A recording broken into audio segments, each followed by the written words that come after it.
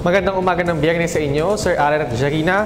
Iniimbestigahan na ng mga pulis ang dalawang lalaking lumantad para sabihing may niluluto umanong plano para patumbahin si Pangulong Duterte. Sa kabila nito, tagumpay naman na raw ang pulisya na ihinto ang naturang assassination plot sa Pangulo. Ang detalye alamin natin mula kay Waywaya Macalma.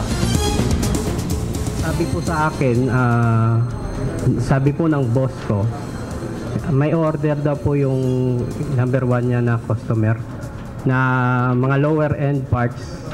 So yun yung gagamitin sa pag-assassinate kay Presidente Duterte. Ito mismo ang kinanta ni Wilford Palma na isang suspect na nagbebenta ng mga smuggled gun parts matapos na mahuli siya ng mga otoridad sa Bacolod City. Anya, suki nila at number 1 customer ang nais umanong magpatumba kay Pangulong Rodrigo Duterte. Nahuli ang higit 4.2 milyong piso ang halagang nasabat ng mga parte sa pagbuo ng mga malalaking armas na nakuha ng PNP Criminal Investigation and Detection Group kamakailan. Arestado sa operasyon ng dalawang suspect na kinilalang si Brian Taala Constantino at ang kanyang alalay na si Wilford Palma. Si Constantino ay kasalukuyang naka-hospital arrest sa Bacolod City habang si Palma naman ay nasa kustodiya ng CIDG para sa investigasyon. Ayon kay PNP Chief Police Director General Ronald De La Rosa, na inabusuhan sila ng US Homeland Security na may pinaghihinalaan silang transaksyon at madalas na nag-i-import ng mga parte ng baril sa Pilipinas na ikinakarga sa balikbayan box. Yang nangyari naman sa US is random yung kailang pag-check. Pag medyo mabigat, pinagdududahan niya ng Homeland Security. Pino-open yung balikbayan box mo.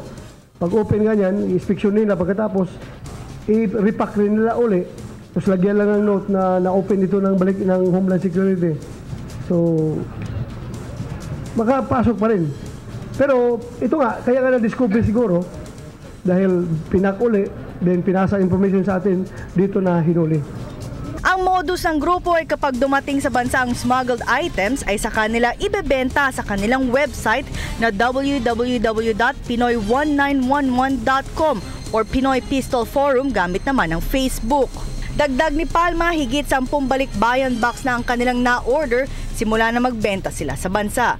Kabilang sa mga pyesa na nabili ng mga suspect ay 100 piraso ng upper receiving parts, 40 piraso ng barrel at 30 pirasong bolt assemblies.